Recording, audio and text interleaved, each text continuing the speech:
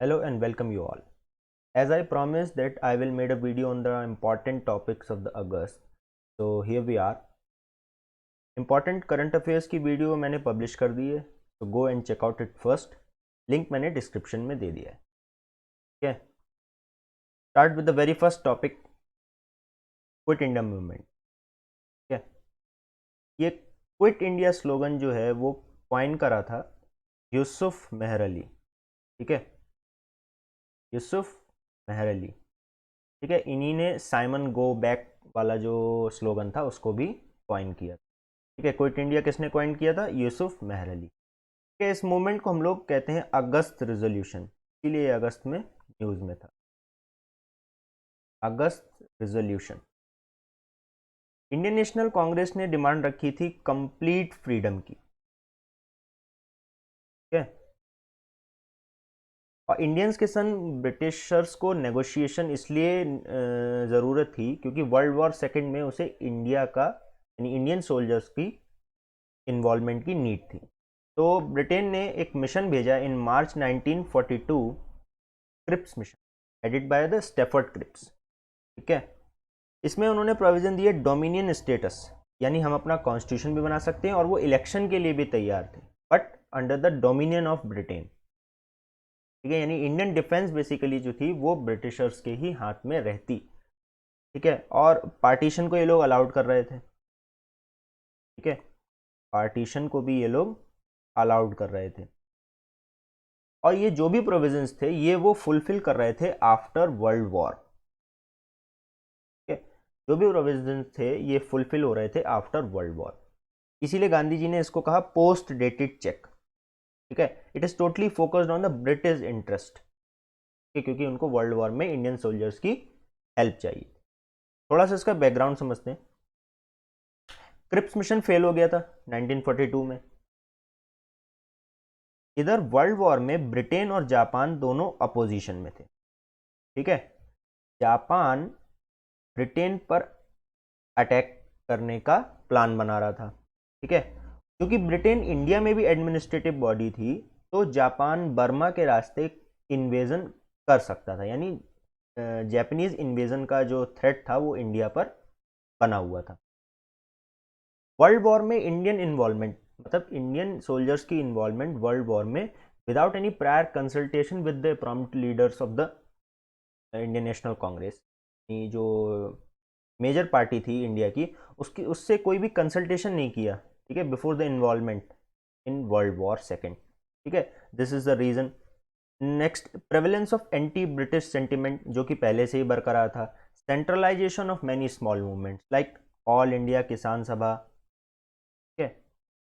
All India Kisan सभा, forward block, ये जो छोटे छोटे मूवमेंट थे ये एक प्लॉट तैयार कर चुके थे फॉर द मास मूवमेंट.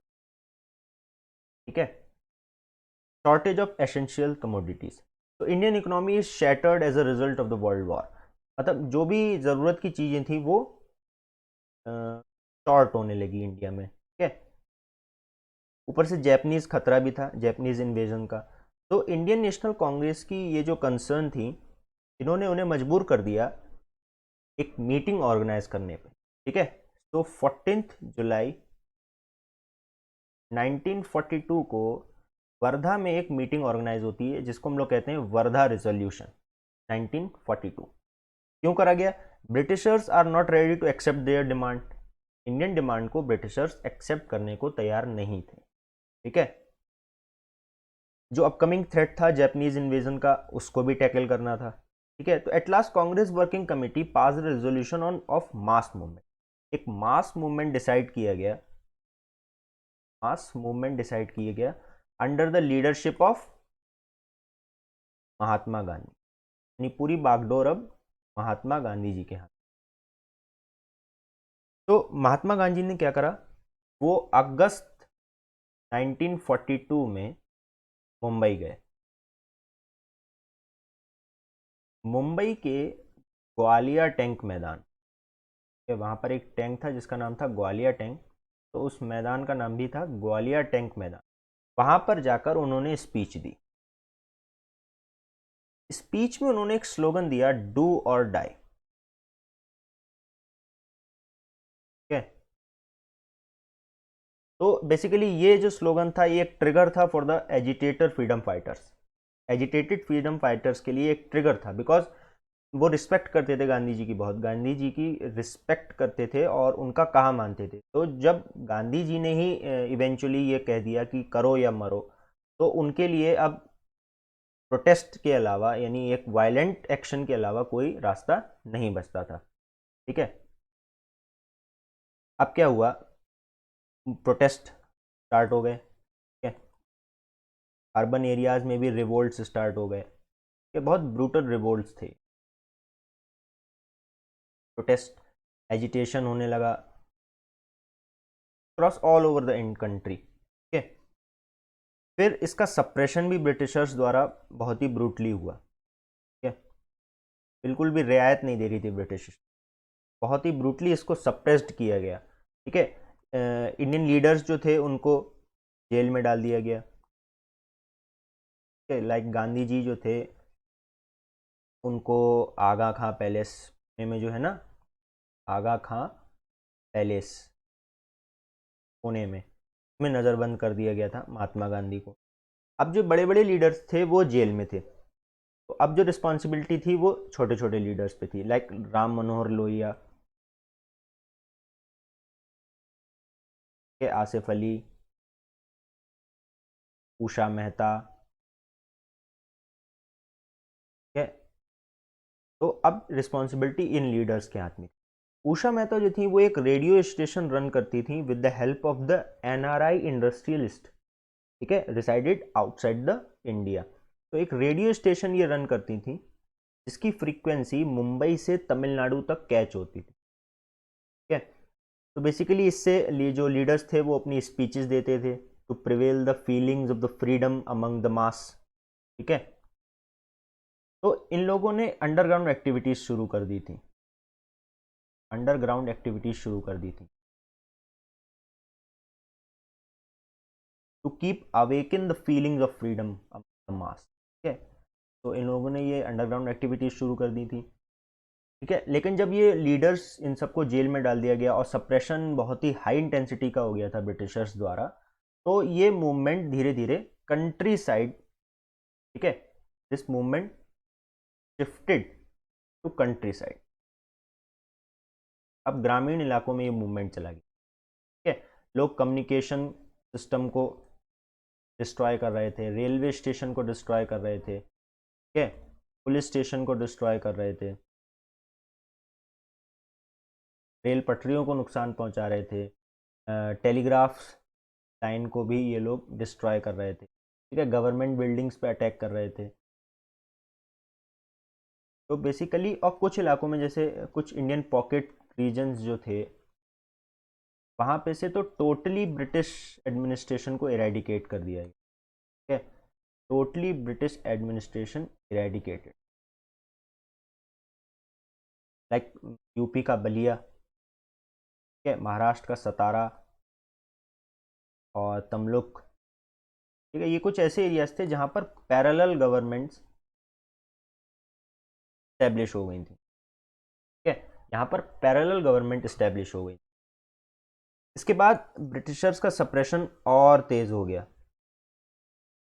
ठीक है, और 1944 आते आते इसको टोटली क्रश्ड कर दिया गया, तब इसको खत्म कर दिया गया बाय द ब्रिटिशर्स। ठीक है, अब इसके फेलियर के कुछ कारण थे। फेलियर का जो पहला कारण था वो था मुस्लिम लीग का इसमें सपोर्ट नहीं करना। क्यों? क्योंकि ये पार्टीशन सबसे पहले चाहते थे, कि प्रायोरिटी क्या थी, पार्टीशन। सेकंड, कम्युनिस्ट पार्टी ने भी इसको सपोर्ट नहीं किया, बिकॉज ब्रिटेन और यूएसएसआर वर्ल्ड वॉर में एक संग थे। थर्ड जो था हिंदू महासभा, हिंदू महासभा ने इसमें सपोर्ट इसलिए नहीं किया क्योंकि वो एक इसे इंटरनल सिक्योरिटी थ्रेट मान, इस स्टेप को एक इंटरनल सिक्योरिटी थ्रेट मानते हुए उसने इसमें अपना सहयोग नहीं दिया। हालांकि कुछ कांग्रेस लीडर्स भी थे जिन्होंने इसमें सपोर्ट नहीं दिया, लाइक सी राजगोपालाचारी। ठीक है, इन्होंने कांग्रेस से रिजाइन कर दिया था। ठीक है, वो इस मूवमेंट का सपोर्ट नहीं करते थे, इसलिए उन्होंने कांग्रेस से रिज़ाइन कर दिया था। तो एक यूनिटी नहीं बन पाई अमंग द लीडर्स और अमंग डिफरेंट पार्टीज, तो ये मूवमेंट धीरे धीरे वीक पड़ गया। ठीक है, तो this is all about the quit India movement. Now move to the next topic, electoral bonds. ठीक है, इलेक्टोरल बॉन्ड्स। तो इलेक्टोरल बॉन्ड्स जो होते हैं एक इंटरेस्ट फ्री बेयरर इंस्ट्रूमेंट होते हैं to cleanse the system of political funding. Political funding को एक प्योर और ट्रांसपेरेंट सिस्टम प्रोवाइड कराते हैं। ठीक है, इलेक्टोरल बॉन्ड्स ये एम करते हैं to limit the use of cash in the political funding, यानी पॉलिटिकल फंडिंग में जो कैश फ्लो है उसको लिमिट और कंट्रोल करने का काम करते हैं। ठीक है, फ्रॉडुलेंट पॉलिटिकल पार्टीज को इरेडिकेट करने का काम करते हैं। ठीक है, जो डोनर होता है उसको प्रोटेक्ट करते हैं फ्रॉम पॉलिटिकल विक्टिमाइजेशन और ब्लैक मनी को खत्म कर। ठीक है, ये इनके कुछ ऑब्जेक्टिव्स हैं। नेक्स्ट, इलेक्टोरल बॉन्ड्स जो होता है वो डेट ऑफ इशू से 15 डेज तक वैलिड रहता है। ठीक है, डेट ऑफ इशू से 15 डेज तक वैलिड रहते हैं electoral bonds and can be purchased bye citizen of India और एंटिटीज इनकॉर्पोरेटेड और एस्टेब्लिश इन इंडिया। कोई भी सिटीजन एंटिटी, ठीक है, जो इंडिया में है वो इसको परचेज कर सकते। ठीक है, एसबीआई एक सिंगल बैंक है जो इनको सेल करती है, सिंगल अथॉरिटी है जो इनको सेल कर सकती है। ठीक है, SBI, state bank of India. Eligibility क्या है? Registered political parties that secured at least 1% of the valid votes in the most recent general और असेंबली इलेक्शन। ठीक है, रिसेंट असेंबली इलेक्शंस और जनरल इलेक्शंस में एटलीस्ट 1% वैलिड वोट्स उस party ने secure कर रखे हो। ठीक है, ये इसकी एलिजिबिलिटी है। Buyers of bond have to submit full KYC details, मतलब बायर्स को फुल केवाईसी डिटेल्स अपनी सबमिट करनी होती है at the time of buying, but the beneficiary party can not reveal the identity, मतलब उसके बेनिफिशियरी पार्टी के पास ये राइट नहीं होता है कि वो उस पर्सन या उस डोनर का आइडेंटिटी रिवील कर सके। Okay, I hope you have understand about the electoral bond. It is an overview. Okay. Now let's move with the towards the next topic, trade deficit. तो पहले हम लोग डेफिसिट को थोड़ा समझते हैं। ठीक है, डेफिसिट क्या होता है? Deficit means shortage. ठीक है, जब किसी कंट्री के एक्सपेंडिचर हाई हो, ठीक है, एक्सपेंसेस हाई हो और इनकम यानी रेवेन्यू उसका लो हो, तो बेसिकली इससे जो गैप जनरेट होता है,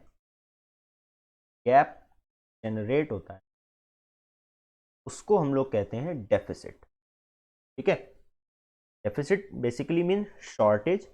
जब किसी कंट्री का एक्सपेंडिचर इनकम से ज़्यादा हो जाता है तो जो एक गैप जो डेवलप हो जाता है इसको हम लोग कहते हैं डेफिसिट इन इकोनॉमिक टर्म्स। ठीक है, इसके कुछ टाइप होते हैं। टाइप्स को समझने से पहले हम लोग समझते हैं रेवेन्यू और कैपिटल। ठीक है, बहुत ही सिंपल टर्म्स में समझेंगे। रेवेन्यू क्या होता है? रेवेन्यू होता है जो टैक्स अमाउंट गवर्नमेंट इकट्ठा करती है। ठीक है, tax amount like GST, direct indirect tax जितने भी होते हैं उनसे जो अमाउंट आता है वो होता है रेवेन्यू। कैपिटल क्या होता है? जितनी भी गवर्नमेंट एंटिटीज़ हैं, ठीक है, गवर्नमेंट प्रॉपर्टीज़ हैं, उनको उनकी जब हम लोग उनको जब सेल करते हैं तो जो अमाउंट हम लोगों को प्राप्त होता है ना, तो गवर्नमेंट को अमाउंट मिलता है वो बेसिकली कैपिटल के अंदर। ठीक है, सिंपल टर्म में मैंने आपको समझा दिया। रेवेन्यू क्या है? जो टैक्स अमाउंट हम लोग को मिल रहा है। और कैपिटल क्या है? जो हम लोग प्रॉपर्टी, गवर्नमेंट प्रॉपर्टी जो बेच रही है उससे जो उसको इनकम हुई उसको हम लोग कैपिटल के अंडर में। ठीक है, अब हम डेफिसिट की टाइप समझेंगे। The first type is budget deficit. Budget deficit, budget deficit क्या होता है? The gap between total expenditure and total receipts. ठीक है, टोटल एक्सपेंडिचर क्या हो गया? टोटल एक्सपेंडिचर हो गया revenue expenditure plus capital expenditure. ठीक है, यानी जो कैपिटल अमाउंट है उससे जो एक्सपेंस करे और रेवेन्यू अमाउंट है उससे जो एक्सपेंस करे वो मिलाकर हो गए टोटल एक्सपेंडिचर। इस अमाउंट का टोटल रिसिप्ट्स क्या हो गई? जो कैपिटल रिसिप्ट्स हैं, कैपिटल रिसिप्ट्स हैं प्लस जो रेवेन्यू रिसिप्ट्स हैं,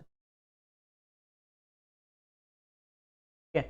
जो कैपिटल रिसिप्ट्स हैं और रेवेन्यू रिसिप्ट्स हैं, इनके टोटल अमाउंट से और रेवेन्यू एक्सपेंडिचर और कैपिटल एक्सपेंडिचर का जो टोटल अमाउंट है उनके बीच में, उसके बीच में जो गैप डेवलप होता है उसको हम लोग कहते हैं बजट डेफिसिट, ठीक है। ये हमेशा जीरो होता है, इट इज ऑलवेज जीरो, ठीक है। समझ में आ गया। नेक्स्ट हम लोग समझते हैं,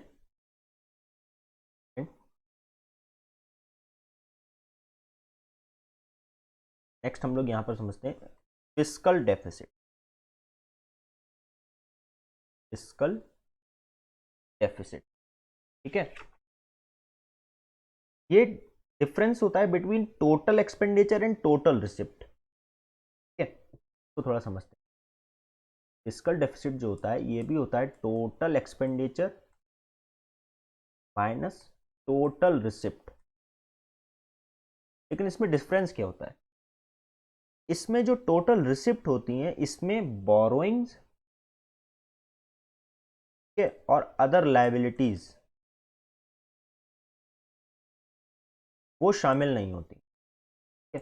गवर्नमेंट जो बोरोइंग्स करती है या जो गवर्नमेंट की लायबिलिटीज होती है वो इन टोटल रिसिप्ट्स के अंडर नहीं आती है, ठीक है। जब इन दोनों चीजों को छोड़ देते हैं तब जो गैप डेवलप होता है between the total expenditure and the total receipt, that is called fiscal deficit, okay. so that is called fiscal. Now we will see the third type, which is revenue deficit. revenue deficit क्या होता है, total revenue expenditure, ठीक है, और total revenue receipt, ठीक है, इनके बीच में जो गैप डेवलप होता है it is called revenue deficit, ठीक है। अब हम अपने टॉपिक पे आते हैं, which is trade deficit.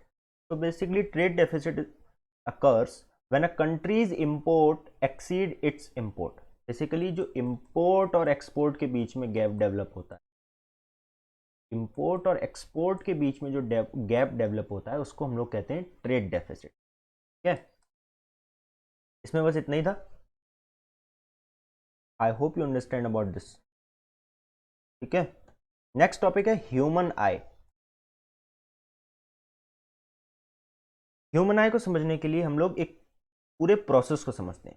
Let's see, let's suppose this is object, ठीक है। इस ऑब्जेक्ट से लाइट रेज निकलती हैं, ठीक है। सबसे पहले ये लाइट रेज कॉर्निया पर पड़ती है।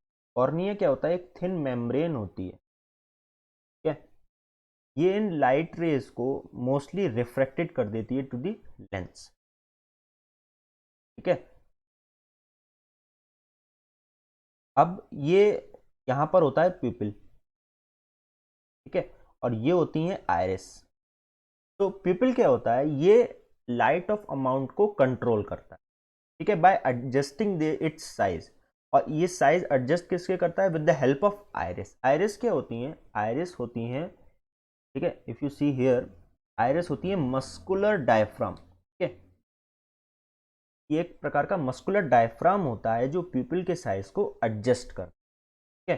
प्यूपिल क्या करता है, प्यूपिल करता है कंट्रोल और adjusting of light, amount of light, ठीक है।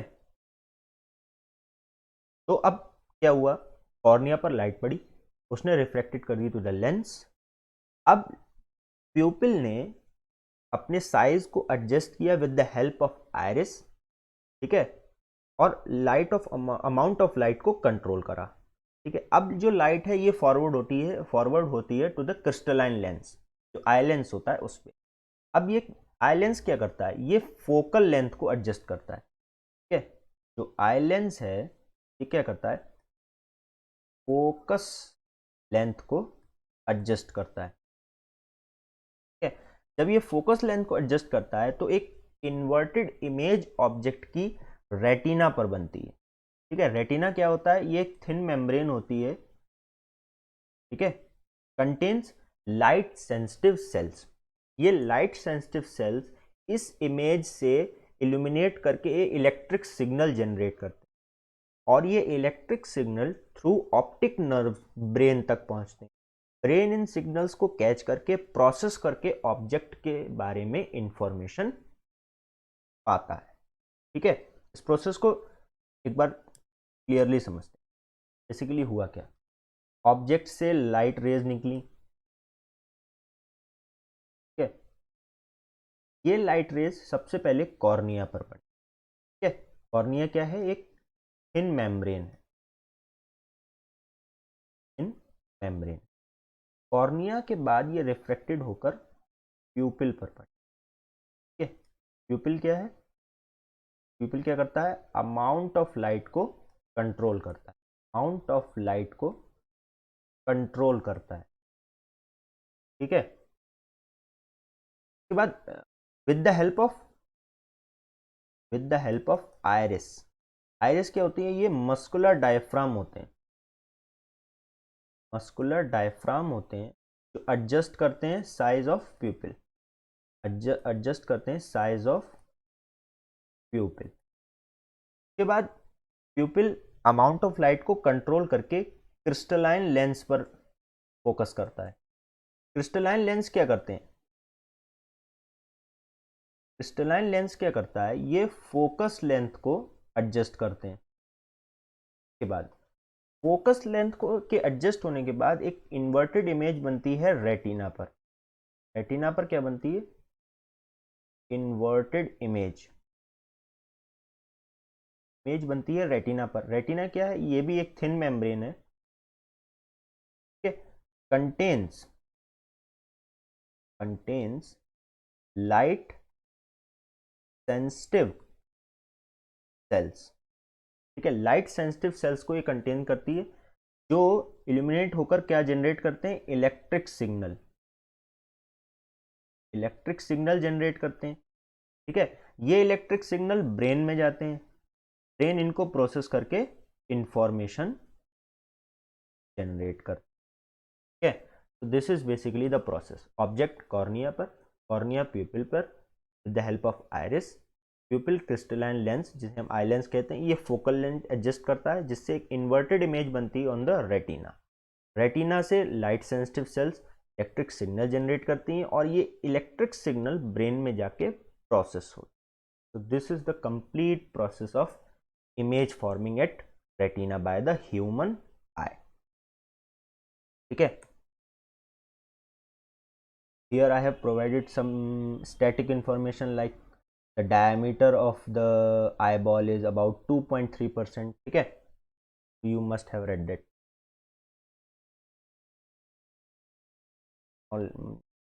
Next topic, justice movement. ठीक है, इंपॉर्टेंट मूवमेंट था ऑफ द इंडियन हिस्ट्री। ठीक है, शुरुआत से समझेंगे, आराम से समझेंगे। ठीक है, क्या हुआ, बात है मद्रास प्रेसिडेंसी की, मद्रास प्रेसिडेंसी। ठीक है, मद्रास प्रेसिडेंसी में अप्रोक्स 3% ब्राह्मण, ठीक है, और 85% नॉन ब्राह्मण। ठीक है, 3% ब्राह्मण्स थे और 85% नॉन ब्राह्मण। लेकिन एडमिनिस्ट्रेशन में, ठीक है, लेजिस्लेचर में और सोशली, इन तीनों में जो ब्राह्मण्स थे उनका डोमिनियन ज़्यादा था, वो डोमिनेट करते थे। ठीक है, तो एडमिनिस्ट्रेशन में हो, लेजिस्लेशन में हो या सोशल सेक्टर में हो, वो एक डोमिनियन स्टेटस रखते थे, यानी वो लीड करते थे पूरे समाज को। ठीक है, नॉन ब्राह्मण्स जो थे वो इस बात से थोड़े नाराज रहे। ठीक है, तो ब्राह्मण्स का जो डोमिनियन था, बेसिकली इसने ब्राह्मण्स और नॉन ब्राह्मण्स के बीच में एक डिवाइड स्टैब्लिश कर दी। ठीक है, ब्राह्मण्स और नॉन ब्राह्मण्स के बीच में एक डिवाइड एस्टेब्लिश कर। ठीक है, अब क्या होता है,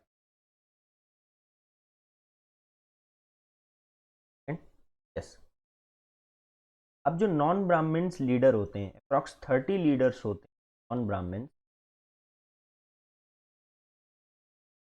ठीक है, जिनमें से कुछ फेमस थे जैसे टी नैयर, ठीक है, मुदलियार, ठीक है, टी नैयर, मुदलियार। एक और थे, वो थे पी त्यागराज, ठीक है, T N Mudaliar, T N Nair, ठीक है।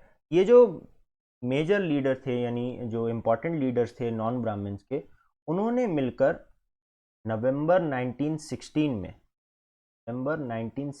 में एक फेडरेशन फॉर्म किया जिसका नाम था साउथ इंडियन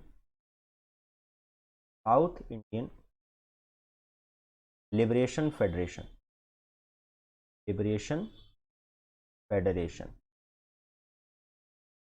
SILF। नवंबर 1916 में इन्होंने ये फेडरेशन फॉर्म किया, ऑर्गेनाइज किया, साउथ इंडियन लिबरेशन फेडरेशन, ठीक है। इन्होंने अपनी डिमांड्स को उठाने के लिए एक न्यूज़पेपर पब्लिश किया जिसका नाम था जस्टिस न्यूज़, ठीक है। इसीलिए इस मूवमेंट को नाम दिया गया जस्टिस मूवमेंट, जस्टिस मूवमेंट, क्योंकि इन्होंने जस्टिस न्यूज़पेपर पब्लिश किया था, इसीलिए इस मूवमेंट का नाम दिया गया जस्टिस मूवमेंट। इस न्यूज़पेपर के ज़रिए ये लोग अपनी डिमांड्स रखते थे, ठीक है। क्या डिमांड्स थी इनकी? नॉन ब्राह्मण्स को रिजर्वेशन, ठीक है, रिजर्वेशन, लेजिस्लेचर में इनको प्लेस मिले, इनको लेजिस्लेचर में इनको जॉब्स मिले, ठीक है, बेसिकली लेजिस्लेचर में इन्हें पार्ट बनाया जाए, एडमिनिस्ट्रेशन में इनको जॉब मिले, ठीक है, रिजर्वेशन के थ्रू। तो दीज आर द डिमांड्स, ठीक है। अब थोड़ी सी टाइमलाइन को समझते हैं। बेसिकली क्या हुआ, नवंबर 1916 में SILF फॉर्म हुआ, 1920 में इलेक्शंस होते हैं, जनरल इलेक्शन, जिसमें ये SILF, इसको जस्टिस पार्टी भी कहते थे,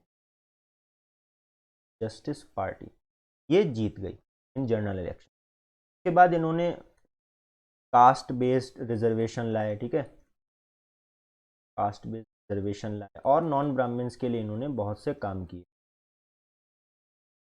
लेकिन उसके बाद 1937 में जब प्रेसिडेंशियल इलेक्शंस हुए, उसमें इंडियन नेशनल कांग्रेस जीत गई, ठीक है, और SILF यानी जस्टिस पार्टी हार गई। बेसिकली हुआ क्या, इंडियन नेशनल कांग्रेस में जो नॉन ब्राह्मण्स, उन्होंने अपना एक अलग ग्रुप बना रखा, ठीक है, दोनों ही नॉन ब्राह्मण्स की डिमांड्स उठाते थे। लेकिन 1937 के जो प्रेसिडेंशियल इलेक्शन हुए थे, उसमें इंडियन नेशनल कांग्रेस का ये नॉन ब्राह्मण्स वाला ग्रुप जीत गया। उसके बाद से ये पार्टी वीक हो गई। बट इन 1944 ये पार्टी, जस्टिस पार्टी और सेल्फ रिस्पेक्ट मूवमेंट जो थे वो मर्ज हो गए, ठीक है। अभी हम लोग समझेंगे सेल्फ रिस्पेक्ट मूवमेंट के बारे में। उसके बाद ये सेल्फ रिस्पेक्ट मूवमेंट और जस्टिस पार्टी मिलकर इन 1949 उन्होंने द्रविड़ कज़गम एक ऑर्गेनाइजेशन बनाई, जो आगे चलकर द्रविड़ मुनेत्र कज़गम बन गई, ठीक है, DMK पार्टी, ठीक है, जो आगे चलकर DMK पार्टी फॉर्म करी। अब हम लोग देखेंगे सेल्फ रिस्पेक्ट मूवमेंट, ठीक है, self respect movement, self respect movement, ठीक है। तो self respect movement EV Ramaswamy Naicker ने स्टार्ट करा, EV रामास्वामी नायकर, ये नॉन ब्राह्मण थे, नॉन ब्राह्मण, ठीक है। इन्होंने 1919 में इंडियन नेशनल कांग्रेस ज्वाइन की, ठीक है। ये ब्राह्मणिकल कल्चर के खिलाफ थे, यानी ब्राह्मण सुपीरियॉरिटी के ये खिलाफ थे। ठीक है, तो इन्होंने नॉन ब्राह्मण यानी लोअर कास्ट जो थे, लोअर कास्ट, उनके अपलिफ्टमेंट के लिए कांग्रेस में रहकर कुछ प्रयास किए, लेकिन इन्हें इंडियन नेशनल कांग्रेस से कुछ खास रिस्पांस नहीं मिला। इसीलिए इन्होंने 1925 में इंडियन नेशनल कांग्रेस छोड़ दी। ठीक है, और सेल्फ रिस्पेक्ट मूवमेंट स्टार्ट किया इन 1925। सेल्फ रिस्पेक्ट मूवमेंट इन्होंने स्टार्ट किया to eradicate the caste based discrimination. Caste based discrimination को इन्होंने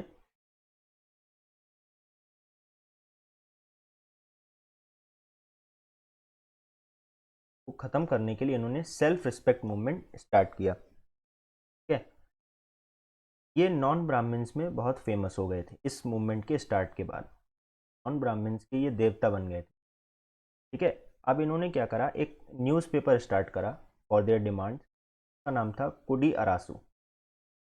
कुडी अरासू एक तमिल न्यूज़पेपर था जिसमें ये अपनी डिमांड्स बताते थे और नॉन ब्राह्मण्स को ये बताते थे कि आप भी एक महान सभ्यता से आते हैं और आपका भी सेल्फ रिस्पेक्ट है। बेसिकली ये नॉन ब्राह्मण्स में सेल्फ रिस्पेक्ट जगाना चाहते। ठीक है, इन्होंने क्या करा,